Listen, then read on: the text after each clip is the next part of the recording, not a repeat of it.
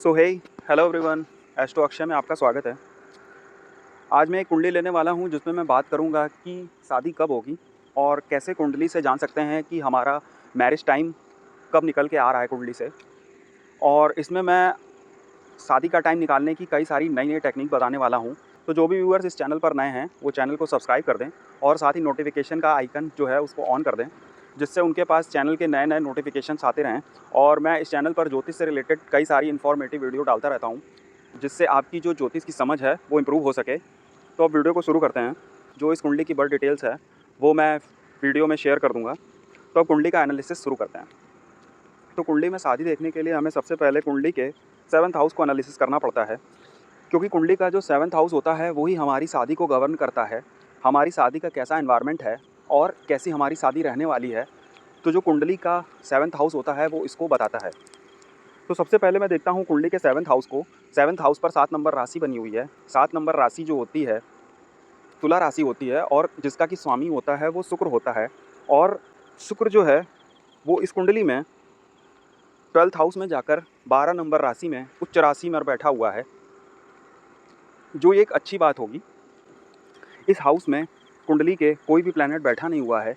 तो जब कोई भी प्लैनेट बैठा नहीं होता तो मैं सीधा इस कुंडली पर जो भी प्लैनेट्स जो हैं वो इस 7th हाउस पर एस्पेक्ट कर रहे हैं उनको लेता हूँ। तो मैं देखता हूँ कुंडली पर 4 ग्रहों की एस्पेक्ट जो है 7th हाउस पर आ रही है। मंगल, सूर्य, शनि और गुरु हैं। अब इनको एक एक करके बारी बारी से समझते हैं कि किस प्लैनेट की एस्पेक्ट का कैसा प्रभाव इनके 7th हाउस पर पड़ने वाला है। कुंडली में जो मंगल है वो कुंडली के 1st हाउस में ही बैठा हुआ है और 1 नंबर राशि है। 1 नंबर राशि जो होती है वो मेष राशि होती है और मंगल वहाँ का स्वामी होता है, जिस वजह से कुंडली में जो है मंगल यहाँ पर एक अच्छा प्लैनेट की तरीके, एक कारक प्लैनेट होकर यहाँ पर लगन में बैठा हुआ है। और अभी मैंने एक हाल फिलहाल में एक वीडियो डाला था जिसमें मैंने पंच महापुरुष राजयोग के बारे में बात किया था। तो यहाँ पर इनकी कुंडली में जो रोचक नाम का राजयोग है वो यहाँ पर इनकी कुंडली में बना हुआ है। मैं उस वीडियो का लिंक यहाँ पर शेयर कर दूँगा। अब जो मंगल है वो यहाँ पर काफ़ी अच्छी कंडीशन में बैठा हुआ है। मंगल यहाँ रोचक राजयोग लगा रखा है। और साथ ही आप अगर ध्यान से देखोगे तो यहाँ पर जो सूर्य है वो 1 नंबर राशि में इनकी कुंडली के 1st हाउस में उच्च राशि में बैठा हुआ है। और सूर्य जो है वो 2 डिग्री का है, लगन की डिग्री 8 है और सूर्य जो है वो यहाँ वर्गोत्तम भी है। तो इस वजह से इनकी कुंडली में जो सूर्य है वो भी काफ़ी प्रबल मुझे दिखाई दे रहा है। तो इसका मतलब इनकी कुंडली के 1st हाउस में 2 अच्छे प्लैनेट बैठ गए हैं, जो कि सूर्य इस कुंडली के लिए एक कारक प्लैनेट होगा। और 5th हाउस का लॉर्ड होने की वजह से जब उसका 1st हाउस में लग्नेश के साथ संबंध बनता है तो यहाँ पर कुंडली में केंद्र त्रिकोण एक राजयोग बन जाता है, जिस वजह से इनकी कुंडली का जो 1st हाउस है वो काफ़ी बली मुझे समझ में आ रहा है। तो ये मैंने एक इनकी कुंडली पर बात बोली। अब मैं इसके बाद देखता हूँ कुंडली में जो गुरु है। गुरु इनकी कुंडली में 9th हाउस का लॉर्ड है और 12th हाउस का लॉर्ड है। तो 9th हाउस का लॉर्ड होने की वजह से जो गुरु है यहाँ पर वो भी एक कारक प्लैनेट है और वो भी उसका भी संबंध यहाँ पर कुंडली के 1st हाउस में बना हुआ है। तो यहाँ पर कुंडली का जो 1st हाउस है वो काफ़ी ज़्यादा बली दिखाई पड़ रहा है। जैसा कि स्थितियाँ कुंडली में दिख रही हैं, तीनों ही केंद्र के स्वामी जो हैं वो कुंडली के 1st हाउस में जाकर बैठे हुए हैं। और ये बहुत अच्छी बात इस कुंडली के लिए होगी और ऐसा जातक जो होगा लाइफ में बहुत सारी चीज़ों को अचीव करने वाला बनेगा। ऐसी इस कुंडली में स्थितियाँ मुझे दिखाई दे रही हैं। अब मैं चौथे प्लैनेट की बात करता हूँ जो शनि है। शनि इस कुंडली में 11th हाउस और 10th हाउस का स्वामी है। 11th हाउस का लॉर्ड होने की वजह से शनि यहाँ पे जो है मैलिफिक इफेक्ट को लिए हुए है और साथ ही 10th हाउस के लॉर्ड होने की वजह से यहाँ पर जो शनि है वो न्यूट्रल प्लैनेट है। तो ऐसी स्थिति में जब शनि कुंडली के 1st हाउस में बैठता है और अपने शत्रु ग्रहों जो कि इस कुंडली में मंगल और सूर्य हैं इनके साथ जब बैठ जाता है तो क्या होता है, ये आपके 1st हाउस में थोड़ी चैलेंजेस की स्थिति को दिखाने वाला बन जाता है। क्योंकि शनि जो होता है वो कुंडली में मेहनत करवाने वाला प्लैनेट होता है। वो आपसे डेडिकेशन मांगता है, वो आपसे एफर्ट मांगता है, तब वो आपको चीज़ों का फल देने के लिए बाध्य करता है।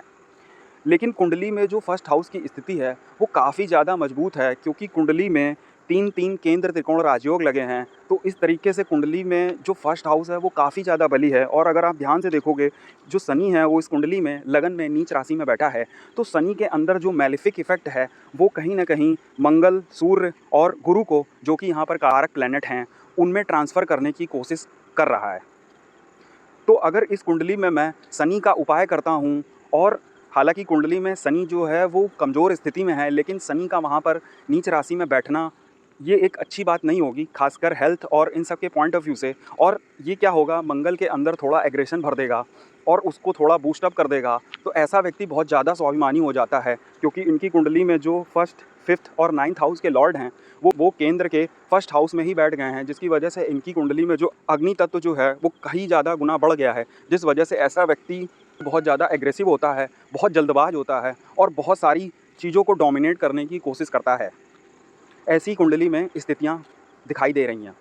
तो कुंडली जो है इनकी काफ़ी अच्छी है, क्योंकि कुंडली में जब फर्स्ट हाउस में ही बहुत सारे प्लैनेट 3-3 केंद्र त्रिकोण राजयोग बन जाते हैं, तो ऐसी कुंडली बहुत बली हो जाती है। तो अकेला शनि वहाँ पर इनको केवल एफर्ट कराएगा, थोड़ा बहुत इनको चीज़ों में मशक्क़त होगी, परेशानी होगी, लेकिन क्योंकि इनकी कुंडली का अग्नि तत्व जो है वो बहुत प्रधान है, तो जिस वजह से ये सारी चैलेंजेस, प्रॉब्लम, मुसीबतों को लेकर आगे बढ़ जाएंगे। अब कुंडली में जो शनि है वो इनके 10th हाउस का लॉर्ड भी है, तो ऐसा व्यक्ति करियर को लेकर बहुत अपने सशक्त होता है, जागृत होता है। तो ऐसा व्यक्ति जो होता है करियर में किसी भी तरीके की प्रॉब्लम को हैंडल करने के लिए सक्षम होता है। तो ऐसी कुंडली में काफ़ी अच्छी स्थितियाँ मुझे दिखाई पड़ रही हैं। अब जो इनका मेन प्रश्न है मैं उस पर चलता हूँ। मैंने एक एक ग्रह को समझाया, अब मैं इस कुंडली के मेन सवाल पे आता हूँ। इन्होंने मुझसे पूछा है कि मेरी मैरिज कब होगी, तो उसके लिए कुंडली का 7th हाउस ही जिम्मेदार है। उस पर जैसे इफ़ेक्ट आएंगे, तो कुंडली में जो स्थितियाँ बनी हैं उसमें क्या है, उसमें जो सूर्य है, सूर्य एक सेपरेटिव प्लैनेट होता है, क्योंकि उसके अंदर बहुत ज़्यादा अहम होता है, तो जिस वजह से वो 7th हाउस में सेपरेटिव इफेक्ट पैदा करेगा। साथ ही शनि भी जो है यहाँ पर एक सेपरेटिव प्लैनेट और मारक प्लैनेट की तरीके ही बिहेव करेगा। और साथ में मंगल जो होता है, मंगल एग्रेशन, चोट चपेट, दुर्घटना का कारण होता है, और साथ ही लड़ाई झगड़ों का भी कारक होता है। तो जिस वजह से यहाँ पर वो इनकी कुंडली में 7th हाउस को कहीं ना कहीं पीड़ित कर रहे हैं ये तीनों मिलकर। तो हमें शादी के मैटर्स में थोड़ा सोच समझ के स्टेप लेने की ज़रूरत है, ऐसा मुझे इस कुंडली से समझ में आ रहा है। अब मैं बात करता हूँ कारक की, क्योंकि कुंडली का 7th हाउस मुझे कहीं ना कहीं पीड़ित दिख रहा है। 7th हाउस का जो लॉर्ड है वो यहाँ पर 12th हाउस में गया है। तो 7th हाउस का लॉर्ड जब छठे, 8वें और 12वें भाव में जाता है, तो कहीं ना कहीं हाउस के परिणाम करने की चीज़ों को थोड़ा डिले करता है, थोड़ी मशक्क़त कराता है, चैलेंजेस पैदा करता है, ईज़िली उन चीज़ों का रिज़ल्ट नहीं मिलने देता। लेकिन अच्छी बात यह है कि यहाँ पर जो शुक्र बैठा हुआ है वो अपने मित्र के साथ बैठा है। साथ ही साथ शुक्र जो है वो इस कुंडली में उच्च राशि में बैठा हुआ है। आप अगर देखोगे तो 12वें भाव में जो शुक्र होता है वो भोग विलास का कारक होता है। तो ऐसा शुक्र यहाँ पर कारक हो जाएगा और इनको शादी के मैटर्स से रिलेटेड बहुत सारी चीज़ों से जोड़ने वाला बनेगा और बहुत ज़्यादा अच्छी चीज़ों में इनको इन्वॉल्व कराएगा। तो इतनी सारी चीज़ें मैंने इस कुंडली पर बताई। शादी का कारक भी शुक्र ही होता है, क्योंकि ये मेल चार्ट है, तो इसके लिए शादी का कारक जो है वो शुक्र बन जाता है। और शुक्र की स्थिति एज अ कारक जो है वो बहुत अच्छे घर में नहीं गया है, लेकिन अच्छी बात यह है कि वो एक शुभ ग्रह की राशि में है। जो 12 नंबर राशि है वो गुरु की राशि है और वो शुभ ग्रह की राशि है, और साथ में जो बुध है वो वहाँ बैठा हुआ है। लेकिन बुध जो है वो वहाँ पर नीच राशि का है, तो कहीं ना कहीं थोड़ी मशक्क़त, प्रॉब्लम मुझे शुक्र में भी समझ में आ रही है। हालांकि बुध का नीच भंग हुआ है, जिस वजह से जो शुक्र है यहाँ पर कैपेबल है इनको शादी देने में। और जो 7th हाउस की स्थिति मुझे समझ में आ रही है वो 7th हाउस में मार्स और शनि का इफेक्ट होने से और साथ ही सूर्य का भी इफेक्ट होने से इनके अंदर जो गुस्सा, टेंशन, परेशानी और लीडरशिप बनने की जो क्वालिटी है वो ये अपनी मैरिज में भी इम्पोज करने की कोशिश करेंगे, जिससे कि मैरिज के चलने में मुझे थोड़ी प्रॉब्लम समझ में आ रही है। अभी ये लगभग 25 साल के आसपास इनकी एज है। तो जब इतना मेलेफिक इफेक्ट आपकी कुंडली में 7th हाउस पर होगा, तो ऐसी स्थिति में हमें क्या करना चाहिए? हमें देर से विवाह करना चाहिए और विवाह को लेकर बहुत ज़्यादा एग्रेसिव नहीं होना चाहिए, क्योंकि जो मार्स का इफेक्ट आ रहा है, मेष लग्न है और राशि भी आपकी सिंह है, तो इसका मतलब है जो राशि और लग्न है दोनों ही यहाँ पर भी अग्नि तत्व प्रधान हैं। आपके अंदर अग्नि तत्व प्रधान है, जल्दबाजी करने का गुण बहुत ज़्यादा है, तो जिस वजह से आपकी कुंडली में वो जल्दबाजी, वो एग्रेशन आप 7th हाउस की चीज़ों में भी चाहते हैं, जो कि यहाँ पर 7th हाउस जो है बहुत अच्छी कंडीशन में तो नहीं है, लेकिन हाँ ये है कि उसके रिज़ल्ट मिलेंगे, लेकिन थोड़ा देर से। तो इतनी सारी चीज़ें मैंने इस कुंडली पर बताई। अब मैं देखता हूँ जो इनकी शादी है वो कब होगी। तो जैसा मैंने बताया, अभी आपकी एज जो है वो 24-25 साल के आसपास है। और जैसा मुझे 7th हाउस पर इफेक्ट दिख रहा है मार्स, शनि और सूर्य का, और साथ ही जो कुंडली का कारक ग्रह शुक्र है वो कुंडली से 12th हाउस में 12वें घर में बैठा है और वो एक नीच के प्लैनेट के साथ बैठा हुआ है, जिस वजह से मुझे यहाँ पर शादी जो है वो थोड़ी डिले ही दिख रही है। और आपको शादी डिले करना भी चाहिए, तो 28 से पहले तो आपको शादी करने की अभी ज़रूरत नहीं है। तो इतनी चीज़ मुझे यहाँ से इस कुंडली से समझ में आ रही है। अब मैं बात कर लेता हूँ कि 28 के बाद शादी कब होगी। कुंडली में जो अभी शनि चल रहा है वो शनि एक्चुअली इनके कुंडली के 12th हाउस में चल रहा है, जहाँ से शनि इनके 7th हाउस के लॉर्ड के ऊपर से गोचर कर रहा है, जिस वजह से ये शादी को लेकर बहुत ज़्यादा चिंतित हैं। अब मैं बात करता हूँ गुरु की। गुरु इस कुंडली में 3rd हाउस पे गोचर कर रहा है, जहाँ से वो अपनी 5th एस्पेक्ट से कुंडली के 7th हाउस को देख रहा है। और शनि का भी गोचर जो है वो कुंडली के 7th हाउस के लॉर्ड के ऊपर से है, तो जिस वजह से ऐसी स्थितियां गोचर में बनी हुई हैं जो आपको अभी शादी करने पर मजबूर कर रही हैं। लेकिन आप अगर कुंडली की स्थितियों को थोड़ा समझें तो कुंडली में जैसी स्थितियां मुझे दिख रही हैं वो शादी आपको देर से करने के लिए ही इशारा कर रही हैं मुझे। तो आप अगर कुंडली में देर से शादी करते हैं तो शादी के सक्सेसफुल होने के चांसेस ज़्यादा हैं कंपैरेटिवली अभी के। तो इतनी सारी चीज़ें मैंने बताई। हालांकि गोचर अभी बना हुआ है तो जिस वजह से शादी आप कर सकते हैं, लेकिन शादी जो है वो कुंडली में 7th हाउस में बहुत ज़्यादा मैलेफिक इफेक्ट है और उसका लॉर्ड कुंडली के 12th हाउस में बैठा हुआ है। साथ ही अगर चंद्रमा से भी आप काउंट करोगे तो वो अष्टम घर में जाके उच्च हुआ है। तो शादी ऐसा परिवर्तन आपकी ज़िंदगी में लेकर आएगी जिससे कि आपकी जो मेंटल स्थिति है वो अस्त व्यस्त हो जाएगी। क्योंकि आप अगर काउंट करोगे तो चंद्रमा से भी जो शुक्र है वो अष्टम घर में बैठा हुआ है, 8th हाउस ट्रांसफॉर्मेशन का होता है। तो शादी नो डाउट आपकी ज़िंदगी में एक ट्रांसफॉर्मेशन लेके आएगी, लेकिन जैसी कुंडली में लग्न की स्थितियां हैं उस हिसाब से आप ऑलरेडी बहुत अच्छा कर रहे हो। और अभी जल्दबाजी में आकर आप शादी करते हैं या ऐसी किसी चीज़ों में इन्वॉल्व होते हैं तो वो आपको यहाँ पर प्रॉब्लम करने की संभावनाएँ मुझे इस कुंडली में दिख रही हैं। केतु जो होता है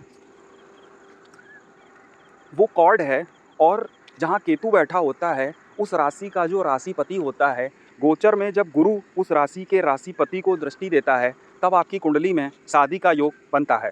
मतलब उस साल आपकी शादी होने की संभावना होती है। तो मैं कुंडली में केतु को मार करता हूँ।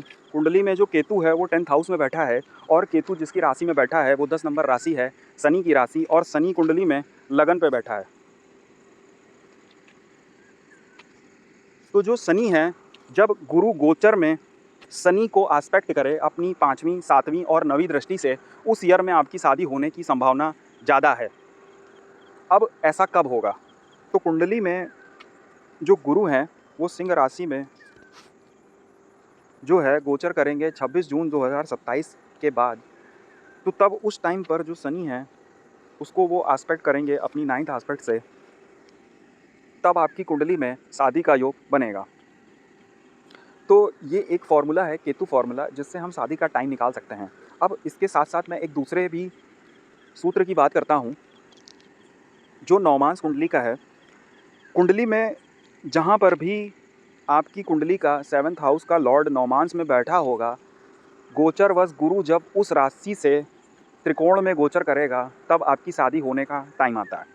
तो इसके लिए हमें जो चाहिए वो चाहिए आपकी कुंडली का 7th हाउस का लॉर्ड। तो मैं नवमांस कुंडली पे चलता हूँ। नवमांस कुंडली में मैं आया तो मैंने देखा जो शुक्र है 7th हाउस में बैठा हुआ है, जहाँ पर 9 नंबर राशि लिखी हुई है, और गुरु गोचर में अभी जो चल रहा है वो इनके 1st हाउस से चल रहा है नवमांस के। तो यहाँ से भी वो एस्पेक्ट बनाए हुए है, तो इसीलिए शादी का टाइम अभी भी बना हुआ है। लेकिन जैसी स्थितियाँ कुंडली में दिख रही हैं वो मुझे चैलेंजेस की तरफ इशारा कर रही हैं। तो इस वजह से मैं बोल रहा हूँ कि जब शादी आपकी होगी उस समय गुरु का गोचर जो है वो कुंडली के 5th हाउस में होगा, और उस समय आप देखोगे उस समय भी गुरु जो होगा वो आपके 3rd हाउस से बैठकर शुक्र को प्रभावित करेगा। तब वहाँ पर आपकी कुंडली में शादी होने की संभावना बनेगी। ऐसा मुझे इस कुंडली चार्ट से समझ में आ रहा है। जो शादी है वो इनकी 28 के बाद कब होगी उसकी मैं बात करता हूँ। तो उसके लिए कुंडली में पहले मैं दशा देखता हूँ। तो अभी इनकी कुंडली में जो दशा चल रही है वो चल रही है राहु में गुरु की, और ज्योतिषकार ये मानते हैं कि राहु में जो गुरु की दशा होती है वो बहुत अच्छी दशा नहीं होती, क्योंकि राहु और गुरु का जो नेचर है वो एग्जैक्टली अपोजिट है। दोनों ग्रहों का जो आपस में तालमेल है वो बहुत अच्छा नहीं है। हालांकि कुंडली में ये आपके 4th और 10th के कॉम्बिनेशन में बैठे हुए हैं। राहु से अगर आप काउंट करोगे तो जो गुरु है वो 10th हाउस में आएगा, तो जिस वजह से ये कई सारी प्रॉब्लम्स चैलेंजेस को देने वाला है, साथ करियर में भी और साथ साथ मेंटल पीस में भी। तो राहु में गुरु, हालांकि गुरु की जो कंडीशन है वो कुंडली के 1st हाउस में बैठा है और वो अपनी 7th एस्पेक्ट से कुंडली के 7th हाउस को देख रहा है, तो जिस वजह से इस समय भी हो सकता है आपकी कुंडली में शादी का टाइम बना हुआ है और रिश्ते भी आ रहे होंगे। तो ऐसी स्थितियां मुझे दिखाई दे रही हैं, लेकिन जो कुंडली में 7th हाउस की कंडीशन है उस वजह से मैं बोल रहा हूं कि शादी थोड़ा आपको विचार करके सोच समझ के ही करने की ज़रूरत है। मामला गड़बड़ाने की मुझे इंडिकेशन इस कुंडली चार्ट से दिख रहे हैं। अब मैं बात करता हूं इनकी कुंडली में जब राहु में शनि आएगा 2027 मार्च के बाद, इनकी 27 साल एज होगी और उस टाइम पर जो है इनकी कुंडली में राहु में शनि की दशा चालू होगी। राहु और शनि जो होते हैं वो आपस में मित्र हैं। यहाँ पर भी आपकी 4th और 10th की ही अंतर्दशा चलेगी, क्योंकि जो कुंडली में राहु है वो 4th हाउस में बैठा है और शनि जो है वो 1st हाउस में बैठा है, तो जिस वजह से ये टाइम पीरियड आपका शादी के लिए काफ़ी सूटेबल होने वाला है, ऐसा मुझे कुंडली से समझ में आ रहा है। तो जब आप 28 साल के हो जाएं उसके बाद आप शादी की तरफ बढ़ें, तो शादी जो है वो आपकी राहु में जब शनि की अंतर्दशा आएगी तब करना आपके लिए अच्छा रहेगा। और अगर उसके बाद भी मैं देखूं तो भी आपके लिए जो बुध है, बुध की अंतर्दशा वो आपके 7th हाउस के लॉर्ड के साथ भी बैठा हुआ है और साथ ही शुक्र ही वहाँ का कारक भी है, तो वो भी इसी तरफ इशारा कर रहा है कि उस टाइम तक आपकी शादी तो 100% होने की संभावना मुझे इस कुंडली से समझ में आ रही है। तो शादी जो है वो आपकी 2027 से 2030 के बीच में होने की संभावना मुझे इस कुंडली चार्ट से दिखाई दे रही है। तो फाइनल ये निकलता है कि जो कुंडली में शादी है वो टाइम आपका अभी भी चल रहा है, लेकिन अगर मेरी पर्सनल रूप से सलाह ये है कि अगर आप कुंडली में शादी जो है 28 के बाद करते हैं या थोड़ी डिले करते हैं, तो आप अगर शादी जो है राहु में शनि में करेंगे तो ये ज़्यादा बेहतर रहने वाली है कंपैरेटिवली अभी के। तो आशा करता हूँ वीडियो आपको अच्छा लगा होगा और वीडियो में अंत तक बने रहने के लिए धन्यवाद और चैनल को सब्सक्राइब करना ना भूलें।